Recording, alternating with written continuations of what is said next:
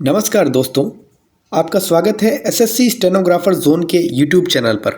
मैं हूं विराट और आज हम आपके लिए लाए हैं एक और शानदार 100 शब्द प्रति मिनट की गति से हिंदी शॉर्ट हैंड डिक्टेशन अभ्यास, जो कि राष्ट्रपति अभिभाषण पर आधारित है और एसएससी के लेटेस्ट पैटर्न के अनुसार है।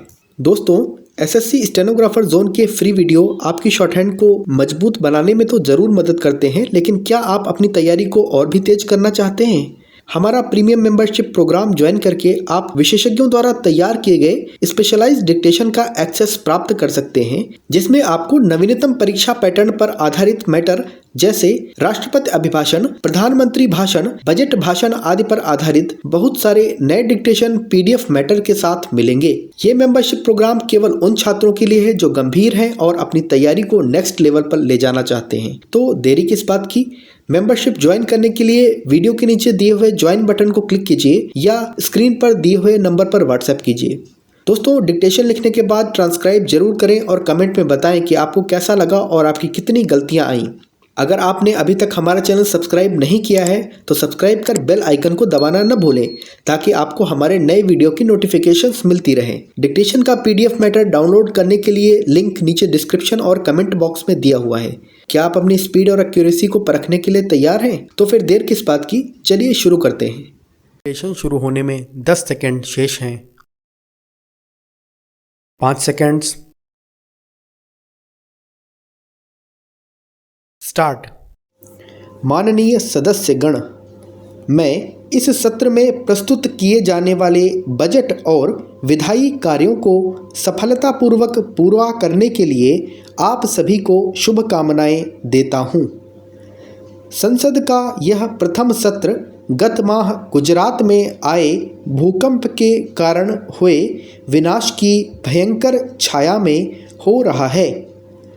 इसमें हजारों जानें गईं, हजारों करोड़ रुपए की सरकारी और निजी संपत्ति नष्ट हुई और बहुत से लोग बेघर हो गए।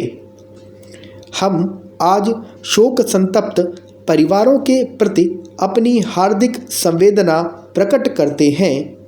हम उन्हें और भूकंप से प्रभावित अन्य सभी को विश्वास दिलाते हैं कि संकट और वेदना की इस घड़ी में वे अकेले नहीं हैं। संपूर्ण राष्ट्र उनके साथ है और उसने पूरी सहानुभूति और दृढ़ता का परिचय दिया है। इस दुखद घटना से विश्व की अनेक सरकारों, गैर सरकारी संगठनों और बहुपक्षीय एजेंसियों ने खुले दिल से इस राष्ट्रीय प्रयास में योगदान दिया है। मेरी सरकार और भारत की जनता उन सभी की अत्यधिक आभारी है। केंद्र सरकार और गुजरात राज्य सरकार राज्य भर में राहत और पुनर्वास संबंधी कार्यों को मिलकर कर रही हैं। मैं थल सेना, वायुसेना और नौसेना के जवानों और अफसरों की इस प्रयास में उनकी उल्लेखनीय भूमिका के लिए प्रशंसा करता हूँ। अन्य सभी राज्यों की सरकारें भी गुजरात की सहायता में बढ़कर आगे आई हैं।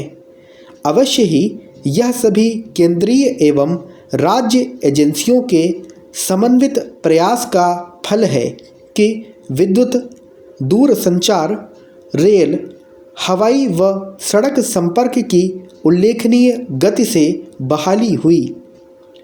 बड़े पैमाने पर स्वयंसेवी संस्थाओं के सराहनीय योगदान ने इन प्रयासों में बहुत सहायता की है और इन्हें सुदृढ़ बनाया है। जीवित बचे लोगों की सहायता करने के लिए हजारों स्वयंसेवक दिन रात काम कर रहे हैं। मैं इस सम्मान्य सदन की ओर से उनके समर्पित और अथक कार्यों के लिए उनकी सराहना करता हूँ। बाह्य अथवा आंतरिक संकट की घड़ी में हमारे देशवासियों ने सदैव अपूर्व एकता और सेवा भावना से कार्य किया है। हमें इन परोपकारी गुणों को और विकसित करना चाहिए ताकि ये हर समय हमारे राष्ट्रीय जीवन के सभी पहलुओं को प्रभावित कर सकें। गुजरात में आई विपत्ति 1999 में, उड़ीसा में आए महाचक्रवात और हाल के वर्षों में देश के अन्य भागों में आई प्राकृतिक आपदाओं ने हमारी आपदा प्रबंधन क्षमताओं का विस्तार करने और उन्हें आधुनिक बनाने की तात्कालिक आवश्यकता को एक बार फिर उजागर किया है। हमें निर्माण तथा नगर नियोजन नियमों में तत्काल संशोधन करने होंगे तथा उन्हें अद्यतन बनाना होगा। हमें उन्हें दृढ़ता से लागू करने और यह सुनिश्चित करने की भी आवश्यकता है कि उनकी अवहेलना करने वालों के विरुद्ध सख्त कार्रवाई की जाए।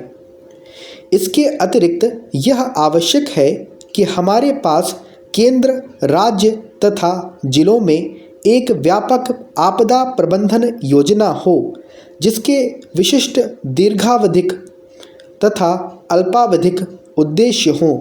हमें सामूहिक रूप से प्रयास करके यह सुनिश्चित करना होगा कि आपदा के बाद का जीवन उससे पहले के जीवन से बेहतर हो। मुझे खुशी है कि सरकार ने गुजरात भूकंप पर विचार करने के लिए एक सर्वदलीय बैठक बुलाई। इस बैठक में आम सहमति होने पर प्रधानमंत्री की अध्यक्षता में एक राष्ट्रीय आपदा प्रबंधन समिति गठित की गई है। इसमें अन्य के साथ राष्ट्रीय और राज्य स्तरीय दलों के प्रतिनिधि शामिल हैं।